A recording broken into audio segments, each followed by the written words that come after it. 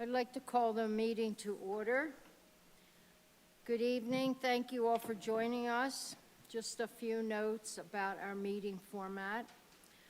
Our chair could not be here tonight. I am Janet Leo, and I will be chairing tonight's meeting. Tonight's Planning Commission meeting is being held in person and online. Commissioners, Planning Department staff, and members of the public are attending in the Wheat Ridge City Hall and also by way of the Zoom platform. Planning Commission has followed the lead of City Council and returned to in-person meetings as positivity rates in Jefferson County have declined. Members of the public who are not present and wish to make comments may participate virtually by joining through Zoom, either on a device or by calling in.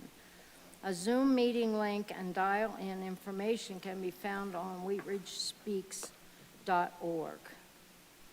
In addition to online via Zoom, we are also broadcasting this meeting on Channel 8 and wheatridgespeaks.org. When it is time for public comment, and there are 2 public comment periods tonight, those who wish to commit on our Zoom connection use the raise your hand button. If you are dialing in, press star 9 to raise your hand and star 6 to unmute your phone. If you plan to speak online tonight, please keep background noise to a minimum. If you do not plan to speak, we recommend you simply view the meeting live by watching on Channel 8 or on wheatridgespeaks.org. We appreciate your participation in tonight's meeting. We hope to create a friendly and respectful atmosphere for public dialogue, and we appreciate your help in this process. I would now like to call to order the City of Wheat Ridge Planning Commission for March 3rd, 2022. Could we have a roll call of members, please? Jonathan Shelkey. Here. Jerry DiTullio. Here. Christine Disney. Here. Julianne Stern. Here. Melissa Antle. Present. Will Kearns. Here. Janet Leo. Here. And Daniel Larson is absent tonight. Tonight, I am pleased to welcome 3 new members to the Planning Commission. In District 1, we have Jerry DiTullio and Jonathan Shelkey. In District 2, we have Julianne Stern.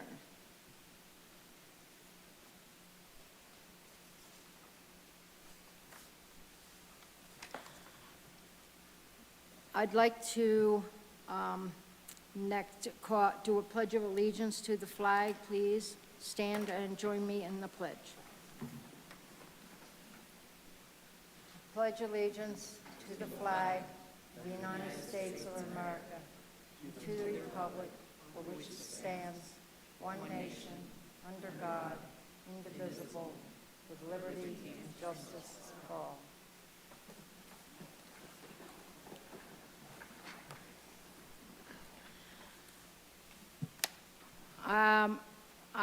The next item is approving the order of tonight's agenda. Is there a motion to approve the order of the agenda? So moved.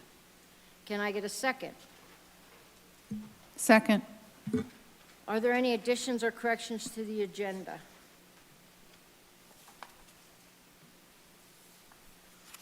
If none, could I have a vote? I can? Are you sure? Okay. Okay. Oh, the agenda, okay.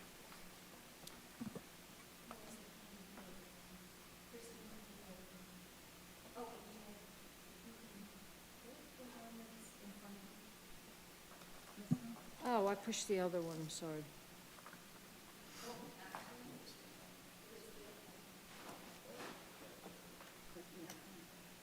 I did. That's the one I hit. There you go. Didn't go on. Okay. Motion approved, 7-0. Technical. The next item is approving the minutes from our last meeting. I'll ask our newest members to please abstain from this vote. Is there a motion to approve the minutes from February 17, 2022? Madam Chair, I have a correction to the minutes.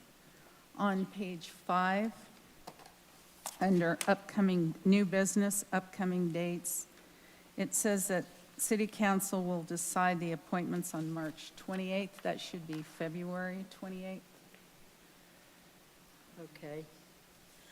Okay, so do we have a motion to approve the minutes with that correction? Yep. Do we have a second? Second. Are there any additional corrections to the minutes other than what has already been discussed? Okay, I'll call for a vote.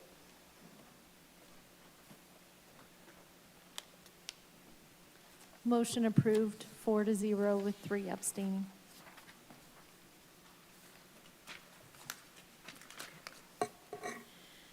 We will now open the general interest public forum. This is the time for any person to speak on any subject not appearing on the agenda. If you plan to speak on an item that is on tonight's public hearing agenda, please wait until we get to that item. All speakers are asked to limit their remarks to 3 minutes. Speakers may not donate their time. If you plan to speak, please give us your name, spell your last name, and share your address. Is anyone signed up to speak in the general interest public forum? No one has signed up to speak. It appears that there is no one. Is there anyone joining us by Zoom who is raising their hand to speak? There are a few people on Zoom. If you would like to give comment during this public forum, please, sorry, can't talk tonight. Please raise your hand.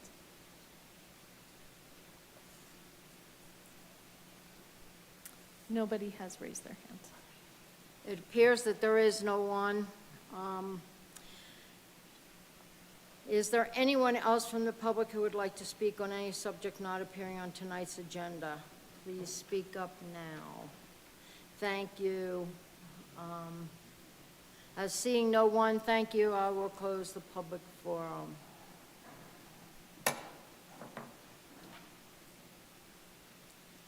Tonight, we have one public hearing. Before we begin, I would like to again welcome any members of the public. It is important that the public hearing be conducted in a dignified and civil manner.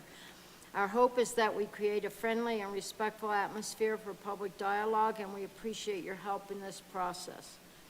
I ask that you respect the statements made by city staff, the applicant, and my fellow planning commissioners. Please do not clap, yell, boo, make commentary from the audience, or otherwise disrupt the proceedings. We ask all public hearings with a presentation from staff and,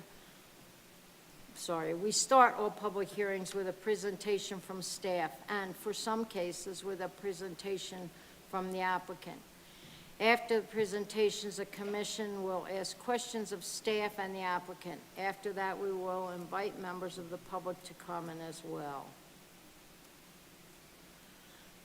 I will now open the public hearing for case number WZ-21-11, an application filed by Evergreen Development Company for approval of a specific development plan for multifamily apartments on a property zoned planned mixed-use development and located at 4051 Clear Creek Drive, on the west side of Clear Creek Drive and north of West 40th Avenue.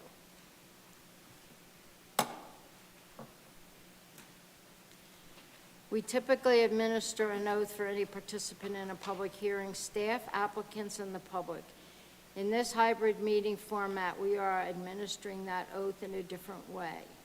If you comment during a public hearing tonight by choosing to testify, you are agreeing that the testimony you give will be the truth as you know it.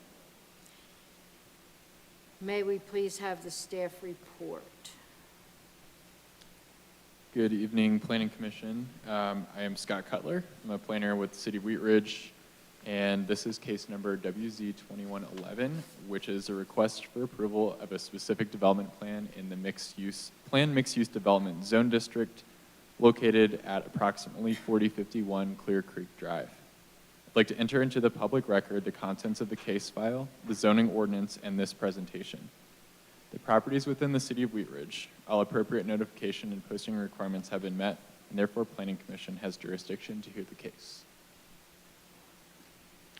This is a 2020 aerial view of the property, and it is outlined in red in the middle of the screen. The site is located beyond the current northern terminus of Clear Creek Drive on the west side and north of 40th Avenue.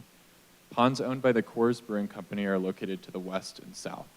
The site sits on the Wheat Ridge city limits with unincorporated Jefferson County to the west.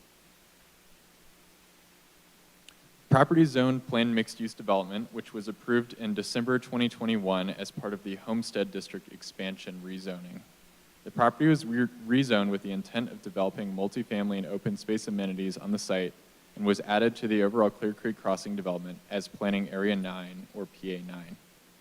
The surrounding area is also zoned planned mixed-use development. The zoning was approved in 2018 as part of the current development of Clear Creek Crossing and included an outline development plan, called an ODP, and design pattern book, breaking up the site into multiple planning areas with different standards and allowed uses. The plan development process consists of two parts. Firstly, the rezoning, which includes the ODP and the design pattern book.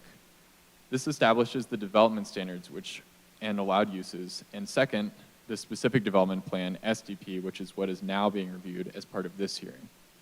The specific development plan is what is going to be built and includes more details, including detailed site plans, landscape plans, architecture, lighting, and construction documents for drainage and public improvements. This hearing is to confirm compliance with the approved outline development plan and design pattern book, like I said, which were approved in December 2021. And it would be to develop 250 apartment units across 15 buildings, plus a clubhouse. Each unit will be approximately 2 to 3 stories, and it will also dedicate an open space tract for a trailhead site. This slide shows a map of Clear Creek Crossing with the PA 9 site in context with the rest of the Clear Creek Crossing development, shown in the blue star, and north is to the left in this image. It has the same design standards as the existing Outlook apartments, which are located across Clear Creek Drive in Planning Area 2.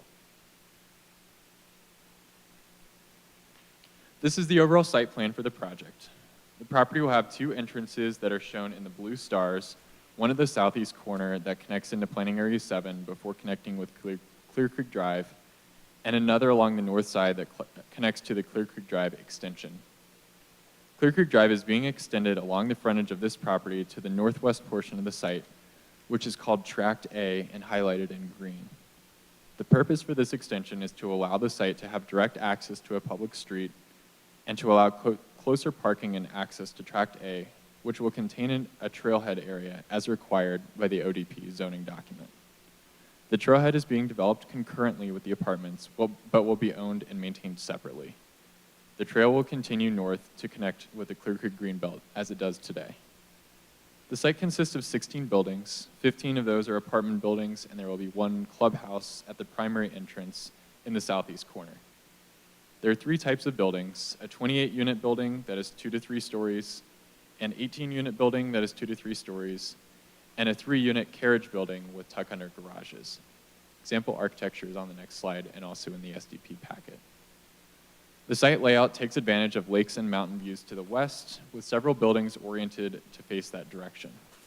Multiple amenities are provided throughout the site, including a partial walking loop, a dog park, pool, and courtyard area, and the applicant will talk about that as well. The site design also provides direct connections to the trailhead area, and pedestrian amenities are provided throughout the site, including connections to the public street network, trail, and adjacent planning area. Parking is provided in a mix of dispersed surface parking lots, and some units also have tuck-under garages. The parking is broken up by the buildings and landscaping areas. The site significantly exceeds the minimum 20% landscaping requirement for this district, with almost 1/3 of the site being landscaped, not even including the additional landscaping in the trailhead area. A more detailed analysis of the site design was provided in the staff report, and the SDP plans contain details for each area of the site and more detailed landscaping plans.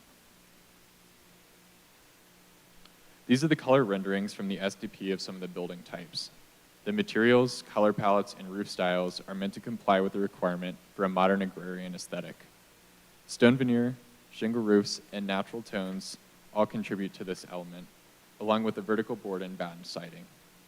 The apartment buildings include multiple entrances, balconies, and tuck-under parking. More color palettes and elevations are shown in the staff report, and all elevations are also in black and white in the SDP document. The buildings are under the maximum height of 50 feet for this zone district and significantly shorter than the 4-story apartment buildings across the street, providing a variety in housing types, designs, and heights, despite having common architectural elements.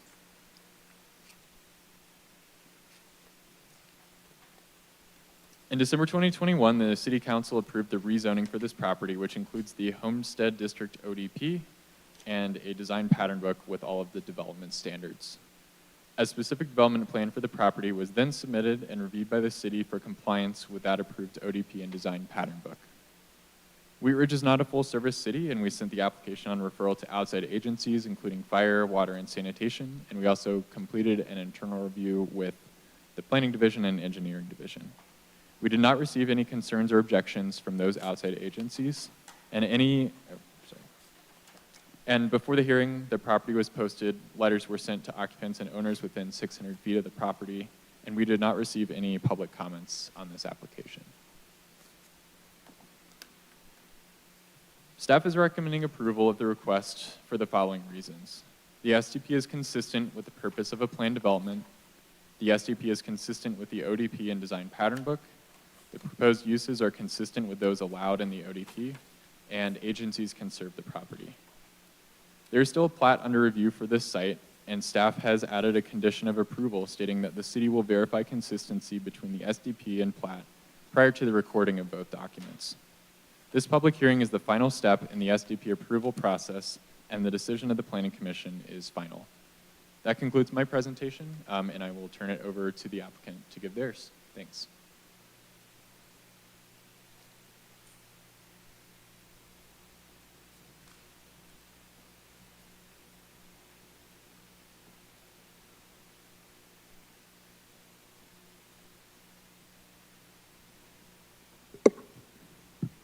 Can I get the spelling of your last name and your address? Sure. Christine McWright, M-C-R-I-G-H-T, 1873 South Bel Air, Denver, 80222.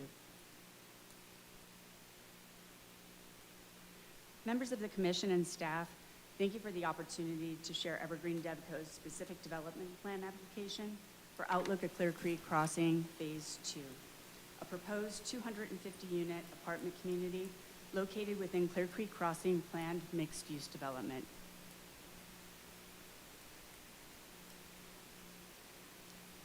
Evergreen and the city of Wheat Ridge have worked together in partnership since 2016 to deliver Clear Creek Crossing, a 110-acre mixed-use development at the southwest quadrant of Highway 58 and I-70.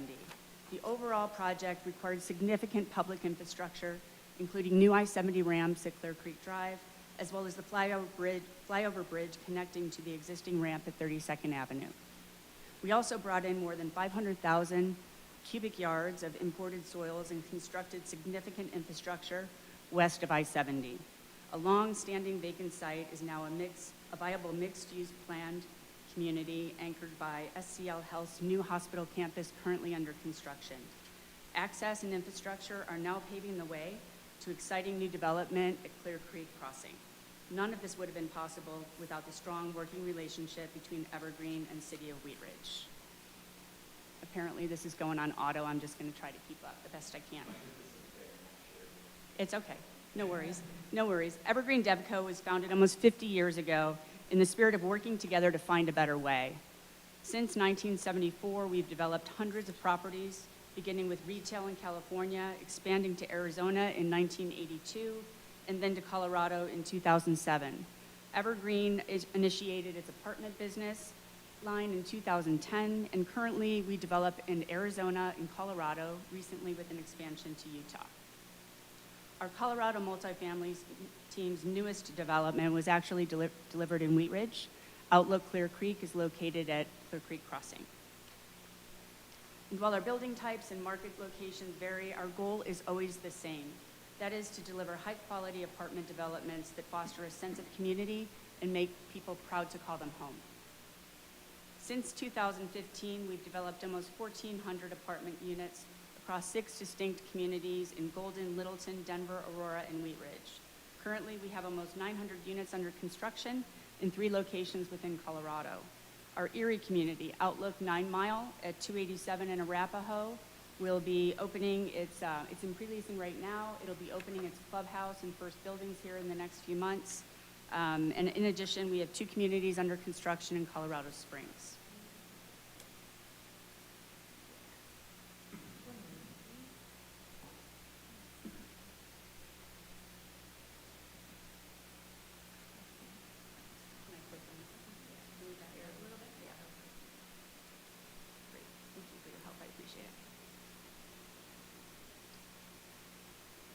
In addition, we have 2 communities under construction in Colorado Springs, as I said. Our development pipeline currently totals 1,102 units, including the application before you this evening, as well as planned apartment communities in Aurora, Thornton, and Littleton. Especially as it becomes increasingly difficult to keep up with housing demand, the opportunity for our team is adding something special, something new that is desirable and will stand the test of time. Here we go, got to keep up. The specific development plan was submitted along the outline development plan application for adding this site to the Clear Creek Crossing Master Plan. City Council approved the ODP in December, and we purchased the 13-acre site from Coors in January. While Evergreen has not owned this site until recently, we always looked at it as a future residential site. It's got 2 sides along the Coors Ponds and just fabulous mountain views behind it.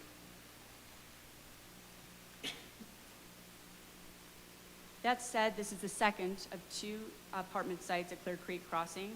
Outlook Clear Creek, a 310 apartment community, was constructed and leased over the last 2 years and has been very well received.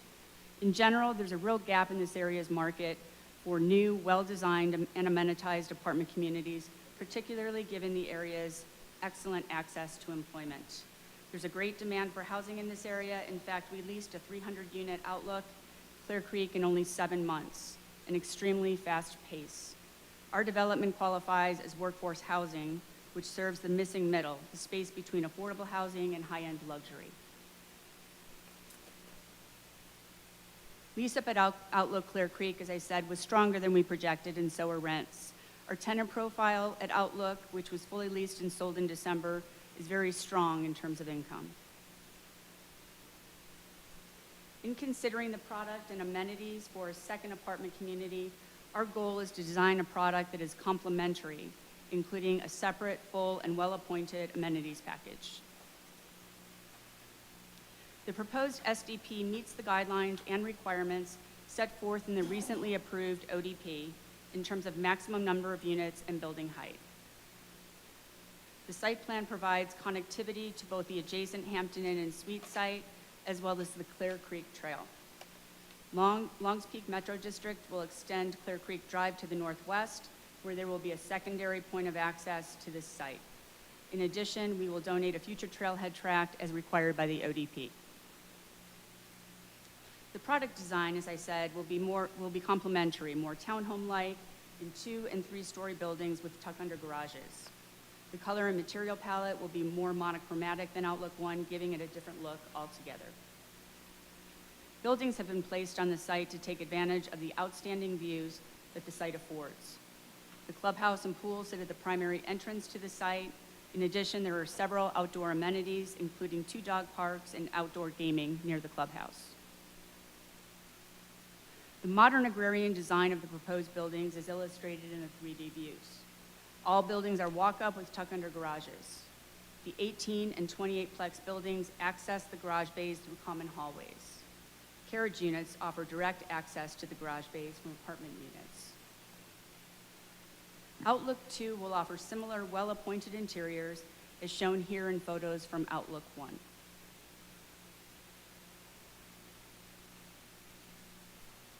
The clubhouse and adjacent pool area are the focal point of the community, where residents can work, socialize, meet, and entertain.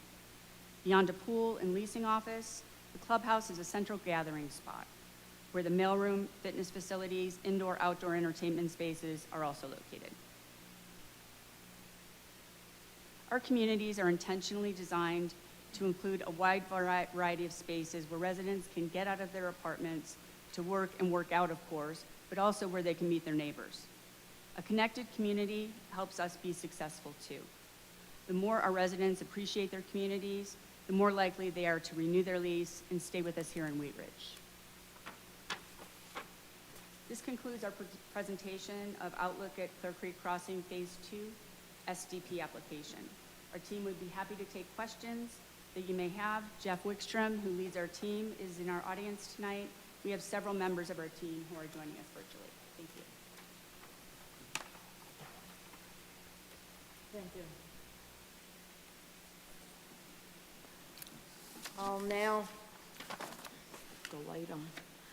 I'll now entertain questions from the commissioners.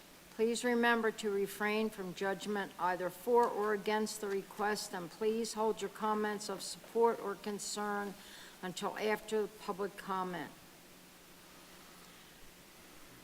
I'd like to hear if there's any questions from Commissioner Shelkey.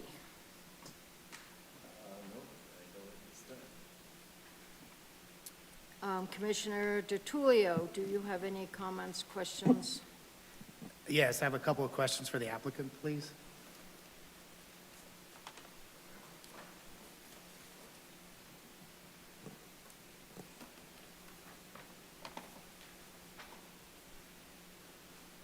Hi, I just had a couple of quick questions. Was single-family or patio homes ever considered for this site previously?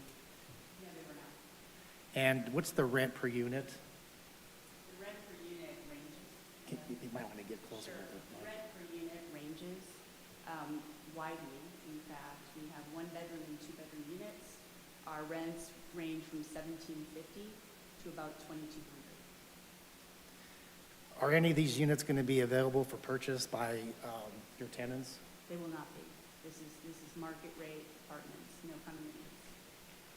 And have any tax dollars been used to supplement the development besides the TIF for the public improvements? No, sir. And then are you offering any of these as affordable that would be less than the market rate? Not less than market rate, but as I said, I would say that at least half of our units qualify for what we call workforce housing, where, you look at the AMI and 80% thereof, 1 and 2 bedroom units, and they fall well within that range. So what would be the AMI for someone to afford these? What's the yearly salary? Yearly salaries between 52 and 65. Per person or for the family? Well, it depends on how you look at it. It's an array, so it's per household. Okay, thank you. Commissioner Antle, No questions. Commissioner Disney, No questions. Commissioner Stern. Yes, a couple questions. Can you speak a little bit about pedestrian connections across the site, especially how residents can take advantage safely of both the clubhouse amenity and the trailhead? Sure thing. So intentionally, the clubhouse is located at the entrance to the project itself. It's the most highly traveled area of the site, and intentionally so. Everyone goes in and everyone goes out, and so that's the location of the clubhouse. Within the clubhouse, we have a variety of important amenities that folks use every day, like mailroom, leasing office, things of that sort. In addition, it's a stopping point for other amenities that they might want to take advantage of. We definitely outfit our clubhouse with working, as well as just sitting back enjoying and entertaining. In terms of connectivity, there's connectivity across the site, in the site, and also to other areas of the crossing.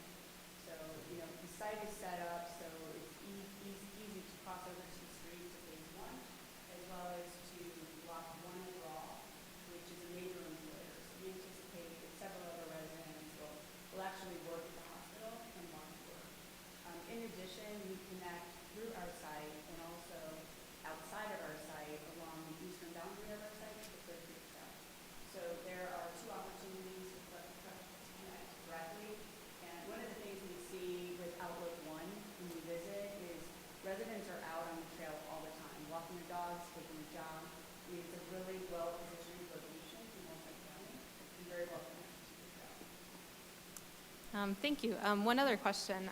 Will there be any accessible units or units designed with universal design principles? There are always accessible units, both units and parking. Yeah. How many accessible units? Hi, I'm Jeff Wickstrom, Wickstrom. I am the regional president of multifamily development for Evergreen. Just get you on the record. Can I get your address, please? Pardon me? Can I get your I live at address? 152 Willow Leaf Drive in Littleton. Thank you. The standard for accessible is that we provide 2% of the units as fully accessible units. So that's, of the, so that ends up being 6 is what we round up to in this case. Those are distributed amongst the 1 and 2s because that's a 50-50 mix of both 1s and 2s and 1 and 2 accessible units. All the units on the ground floor, there are no elevators in this property, so all the units in the ground floor have ADA width, doorways, accessible routes, etc. Even the ones that don't have the ADA accessible counter heights, for example. So we do that throughout.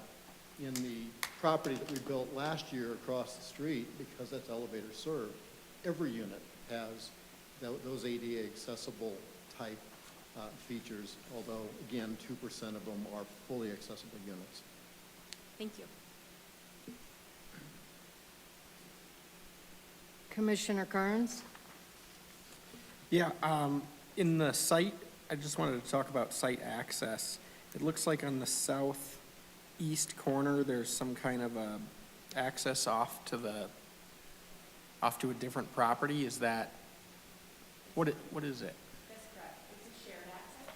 Okay, Brand Hospitality, we have access directly to Clear Creek Drive. At the northern point of their development, we will share an access. So, oh, I so see. we're directly into, you have not seen this yet, but Hampton Inn Suites, and they have turned right and head into our property. Okay. And then just to the southwest of that access, looks like there's a jog in the property line, and I can't tell if it's a trail or some kind of an emergency access or something. What is that? That jog is related to course, and it's also related to our sanitary sewer easement. Okay. And storm sewer easement to that location. The jog is important to provide access. There will be a gate slotted in that jog to provide access into the course site to the west. Okay, so that's how Coors is accessing their ponds? Okay. Okay, great, thank you. Are there any more questions or comments from Thanks. Commissioner DiTullio? Once these are built, who's going to be the owner of the units? Evergreen? Evergreen will be the owner of the units, and like many of our other properties, not all of them, we will sell them. And then do you have a HOA or a maintenance group that takes care of the properties, indoor and outdoor? Thanks. Are there any other questions from the commissioners? I will now open the hearing for public comment. If you wish to comment on this case, you will have a maximum of 3 minutes to speak. Speakers may not donate their time. When I recognize you, please give us your name, spell your last name, and share your address. Has anyone signed up to speak? Nobody has signed up. With no one present to speak, is there anyone joining us by Zoom who is raising their hand to speak? There's a few people on Zoom. If you would like to speak, please raise your hand. Nobody at this time.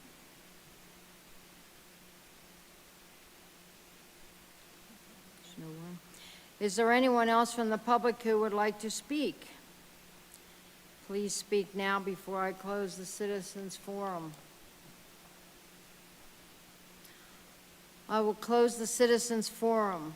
Before I entertain a motion, can staff or the applicant please address the public's questions? And being that there were no public's questions. That's moot. Thank you. I will now entertain a motion. Madam Chairman, I move to approve case number WZ-21-11, a request for approval of a specific development plan for a 250-unit apartment development on property located at 4051 Clear Creek Drive within Planning Area 9 of Clear Creek Crossing and Zone Plan Mixed-Use Development for the following reasons. The specific development plan is consistent with the purpose of a planned development as stated in Section 26-301 of the Code of Laws. 2, the specific development plan is consistent with the intent and purpose of the outlined development plan. 3, the proposed uses are consistent with those approved by the outlined development plan. 4, all responding agencies have indicated they can serve the property with improvements installed at the developer's expense.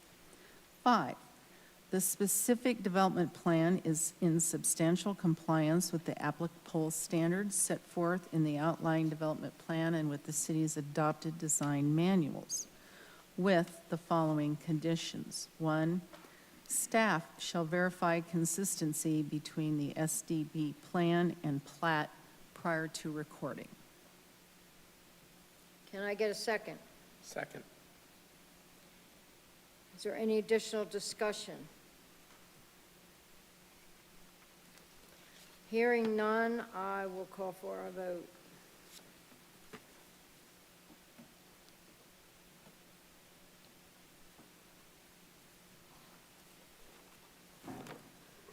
Motion approved, 7-0. I will now close the public hearing.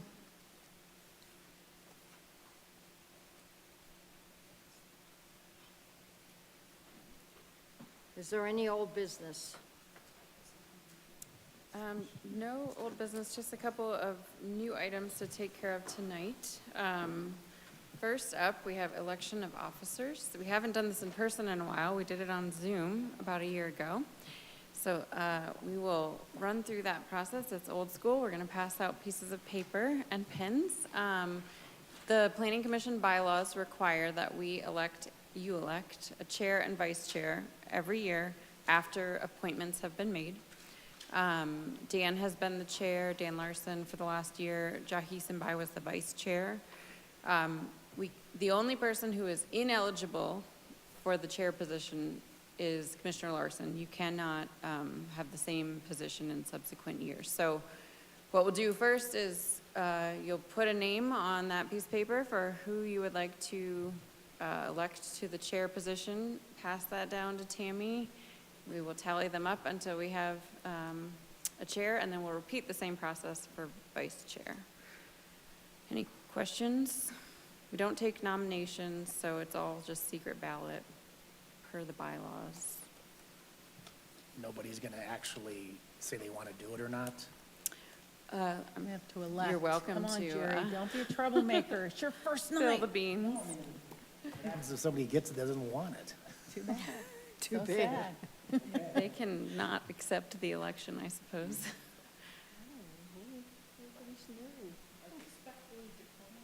There, yeah.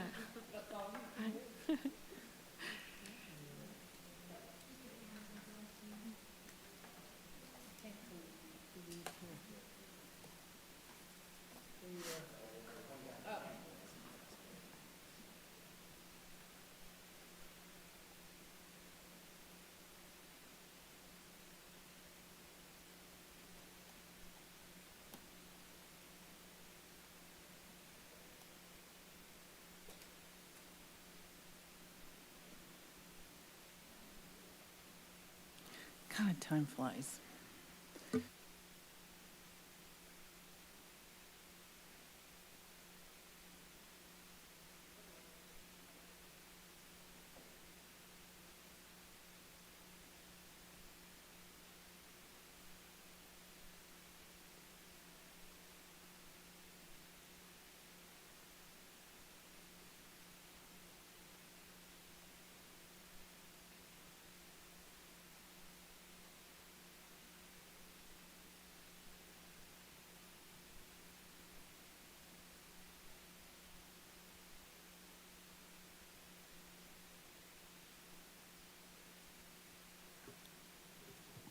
Okay, so we have a tie.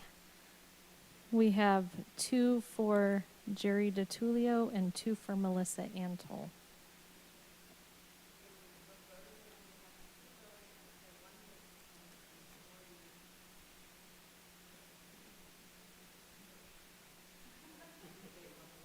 Yeah.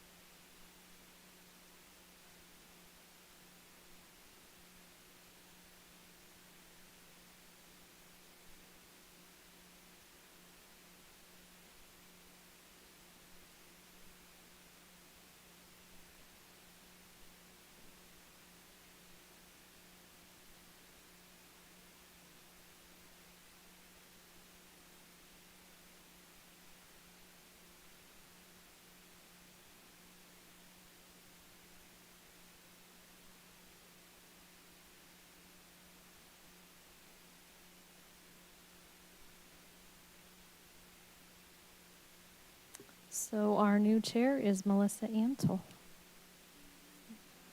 Thank you. We will repeat the same process for vice chair. Dan is eligible to be vice chair, and you can vote for somebody who's not present, if you feel so inclined. So please vote again for vice chair. Do they need more paper? Do you have paper? Sorry.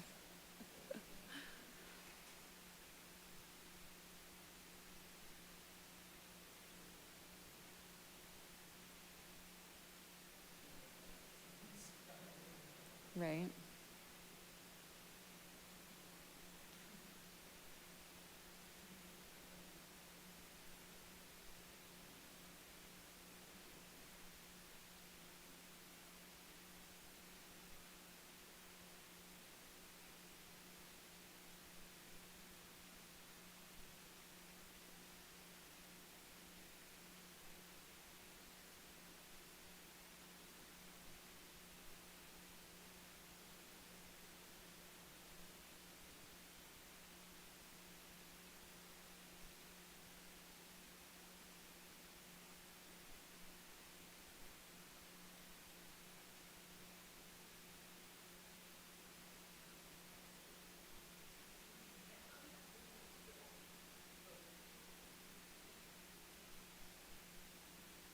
I don't think we've done the paper vote since 2019 because COVID started March 2020, so we did a quick motion to just not change chair when everything else was in flux.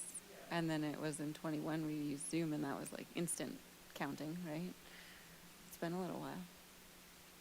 Mm-hmm.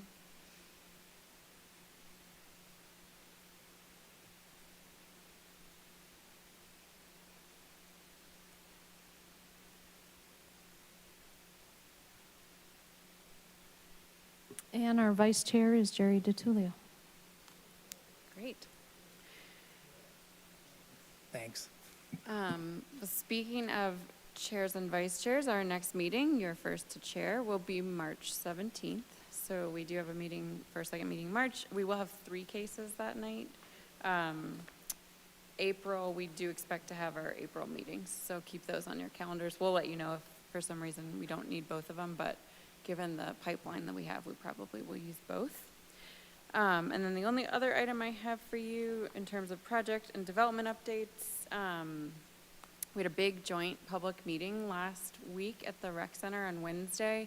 It was a joint meeting of the Let's Talk program and the 44th Avenue sub-area plan, which are both working in the area between the creek and I-70 And that was the week that was freezing cold. Wednesday, it snowed in the morning, stopped thankfully midday. We were worried about how that would affect turnout, and it was the best turnout I've seen at a public meeting in probably, well, it's been COVID, so a long time. It was a great turnout. The weather did not affect it, so thanks to all of you who came, who advertised it. So some of you know from me describing this in the past, Let's Talk is really focused on sort of what do these neighborhoods residents need in the short term, and 44th is really trying to articulate a longer-term 20-year vision. We have parallel activities, so mimicking what we did in that public meeting online right now at whatsupwheatridge.com. So we will be sending you, if Stephanie hasn't already, like a image or a blurb, things that you can share with your networks. Online engagement in these neighborhoods has been noticeably lower, I would say, than we've had in other neighborhoods in the Let's Talk program. So we're trying to get creative, reaching out to schools. We've got yard signs, sort of the whole range of ideas. So please, if you can, let folks know to go online for both programs. Right now there's a survey and there's a mapping activity that we've mimicked on What's Up Wheat Ridge. Two specific project updates. So in Clear Creek Crossing, Foothills Credit Union, if you've been by there, you've noticed their signs are on their building now. They are really close to CO, so they've got final inspections happening this week. So I'd expect a certificate of occupancy this month. You saw that specific development plan in July of 2020. So not quite 2 years, maybe 20 months-ish, which is pretty good for a 3-story commercial building. And then similar timeline, the industrial flex building that's just east of Medved on the north side of the interstate looks similar to those buildings you see on I-25. It's that same company. Their zone change and SDP was before Planning Commission in December of 2020. They're still a little bit ways out. They did what we call a core and shell, so they did the outside of the building, which looks really finished, and the inside of the building is sort of a second subsequent permit. I don't know who that tenant is, but that is moving along pretty well, so that's exciting. My 2 property updates. I don't know anything about Lucky's tenants. I'll let you know when I do. Any questions on projects or development? I was wondering what the apartments over there by Lucky's, do we know if they're all rented or how far along the rentals are coming with that? Yeah, I think they leased up pretty quickly as well. I don't know the numbers right off the top of my head, but they had taken a little longer to finish than was expected, and I know they had a lot of people who were scheduled to be moving in. So I'm pretty sure that's mostly full. Yep, but I can check on that. I did talk to Steve Art last week at the meeting, and he said that they're this close to getting an out-of-state grocer for that Nice. Lucky's space.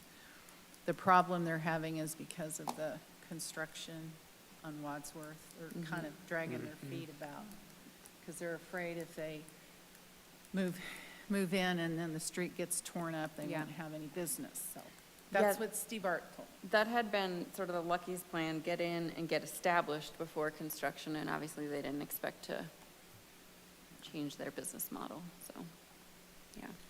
What is the new construction happening near Wheat Ridge Rec Center between that and the new gas station? Christian Brothers. Oh, okay. Automotive, yeah. Okay. That masonry building. I thought it's a wood building. It looks like retail. So Christian Brothers is between Circle K and the Rec Center, and then Okay. next to the Starbucks on the south side of 38, there's construction going on too. That's a retail building Okay. between Morningside and Starbucks. Okay. Yeah. I don't know. Yeah. I think it's a 2-tenant building.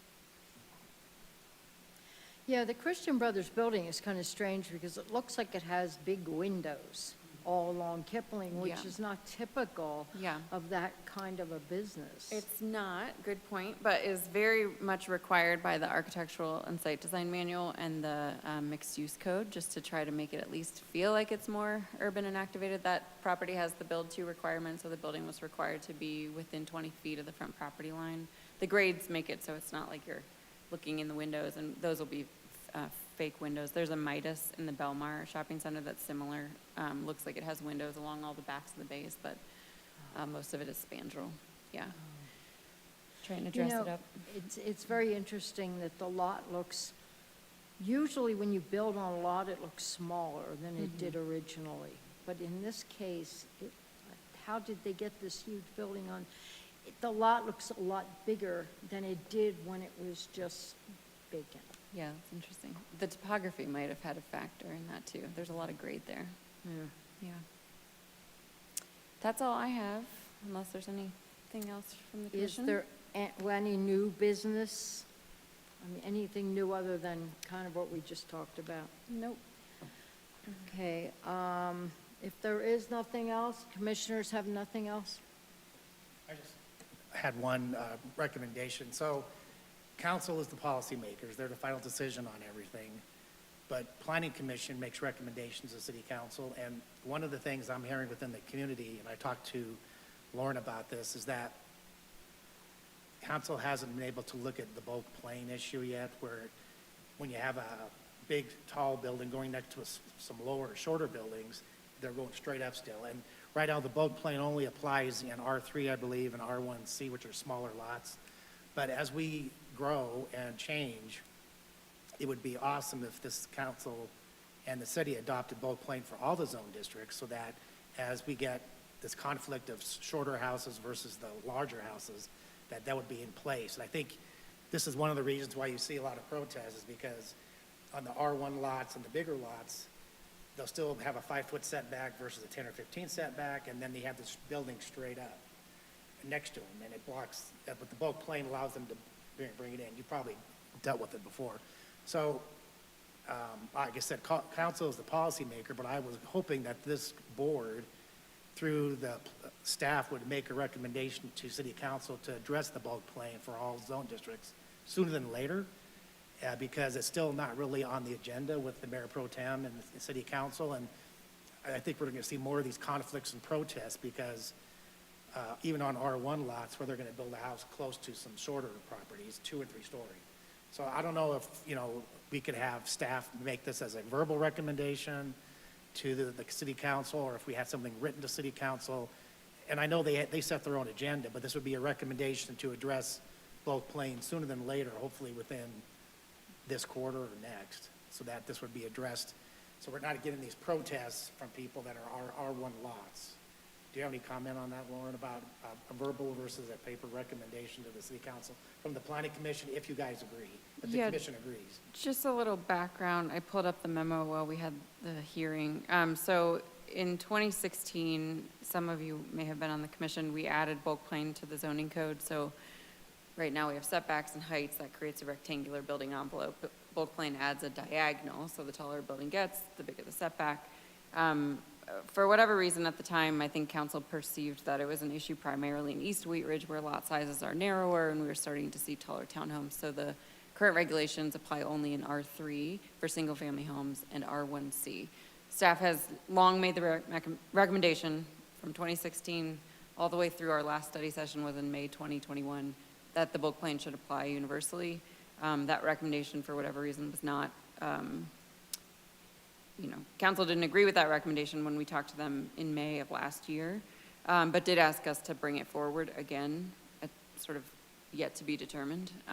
So it is on the future agenda list for them. It's not calendared. We have not been able to resource that at the end of last year, nor did we get clear policy direction from council in terms of what to bring back to them. So I do expect it would come to council in the next quarter or two. In terms of your role in that, if it were to move forward on its own with absent your recommendation at this point in time, it's a code amendment to 26, so it comes to you before it goes to council as a formal ordinance. Certainly if it's something that you feel strongly about, sort of consensus that you feel strongly about, we can move it forward, and when we go to study session, we can say that we had a discussion about it and that the planning commission sort of, however you feel, urges council to consider it, or whatever that might be. So we weren't planning to have a study session in the planning commission format. We sometimes do that on certain topics that are either new or novel or just need a little bit more homework. Because it's not a novel idea, we already have it in the code. That wasn't our plan. There's not really a model for planning commission sending direct communication to council other than through staff, but certainly whatever you decide, we can move forward. That's what city council's next step is. I'm not sure that we typically would in planning commission. We could, if you feel like it warrants that, or would prompt council to move something forward faster. I guess I'm not trying to create more work with a study session. My thought is that if there was a consensus here that council should look at it sooner than later, that message would be, and that we support that memo that they drafted in last year, that would be put on the agenda through the mayor pro tem sooner than later. That's all I'm asking. So if the bulk plan is adopted, will that stop all of these petitions and ballot measures from happening? Or is that still gonna go on into perpetuity because we have people that want density, et cetera? Yeah, I don't have a crystal ball. I wouldn't expect that it stops things, though I mean, staff is of the opinion that the bulk plane helps to alleviate Right. some of the concerns people have in terms of tall buildings being close to property lines, and that has been one of the factors at play with some recent zone changes and just sort of development now spreading throughout the city. So I do think it could help. I think that it's never going to please everybody, but the bulk plane does help in the bigger lots where they're going to be closer. The setback is the big problem. We have an R1 lot with a 5-foot setback versus a 15, and the house next door is 1 story, and the new development's going to be 3 stories. So, but that bulk plane helps calm the Concerns about density right overall. and height, right. Yeah, if the side setback is 5 or 10 feet, bulk plane will force a taller building to have a larger setback. It'll have a negligible effect in R1 where the setbacks are 15 feet. But we do have some non-conforming R2 lots, or, for example, that the bulk plane could result in a larger setback for some of the new homes that we're seeing. I think it would be interesting to explore. I think on the flip side, we also want to be careful and look at, well, do we create challenges with actually encouraging redevelopment in the area because of those new setbacks with bulk? Like, if we were to institute the bulk plane everywhere, does it create challenges for redevelopment or reinvestment in some areas? Yeah, I haven't seen that happen yet. I mean, bulk plane is sort of a universal regulation in the metro area. I think the counter argument that I've heard has been, are we reducing the developable area because it essentially, reduces that footprint. We've done a few studies of sort of the max lot coverage, right? So R2 is allowed to build on 40% of the lot, and it's not, the lot would have to be really small for the bulk plane to reduce the max lot coverage below that 40% threshold. So it's not really removing developable area. It can have an impact on sort of the built form. You start to see buildings look similar because they have that required 45 degree, so you may start to see similar roof pitches, but there's so much variety in our housing stock. I don't foresee that becoming sort of the predominant form. So like I said, council sets the policy. So what I'm recommending is that they're going to make the final decision, but where I'm suggesting that through staff to the mayor pro tem who sets the agenda, that they start looking at this sooner than later on a study session. They may say no and leave it the way it is and just do the 2 zone districts, but it needs to get out in the public and I'm hoping that, start the process again. And then if council says no, they say no, because they set the final decision. But I think that having the bulk plane in all the zone districts, if they agree to that, and staff obviously recommends it, it may solve some problems of future development on conflict, So that would be my consensus. It's just that through staff, they recommend that the council move this forward in the study session as soon as they can with the mayor pro tem and have a discussion. And, we can attend as board members and under public comment and say what we think or, not. That's my consensus. Is this something that would normally go through staff, or would it, something coming from the planning commission, give it any more, strength? I think they're always open to hearing your opinion of whether it's a priority in terms of it being adopted in a certain way or being accelerated. I'm just looking at the future agenda, and I think it's quite likely that we could have another study session with council in May. We're already going to them with the 44th Avenue update, so I think we could make that happen. If you have So would a consensus to- recommendation coming from the commission give it any more attention, or I think maybe be so. a I little mean, what we sometimes do, if for in past examples, there's occasionally been code amendments that we've talked about in this forum first and then gone to council and said, planning commission discussed this in either a formal way in a study session and is recommending X, or planning commission has, we sometimes give patterns, right? So like planning commission has experienced public hearings or public comments on this topic and sort of looks forward to council's policy direction kind of a thing. So we can let them know that that even just this discussion has happened and that it's on the commission's radar. If you want to, so we don't do a lot of consensus motions in planning commission because we don't do a lot of study sessions, but if you have a consensus or want to offer a consensus in terms of you generally think now, you can test the waters of whether you support bulk plan, I'd certainly carry that forward as well. So that's my consensus, is that the planning commission would make a recommendation to city council to address bulk lane sooner than later at their study session and move it forward as in a timely manner. Do we vote on it? Yeah, so it's not a formal voting board, it's just a hand raising. So if you agree with that consensus, then I will let the council know. Thank you. You're welcome. That's a good tool to Yeah. have us use. Yeah, it's good.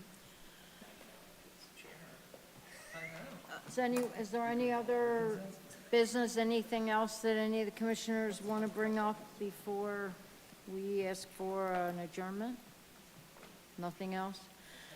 So I ask for a motion to adjourn. Motion to adjourn. Second? Second. Okay, we're adjourned.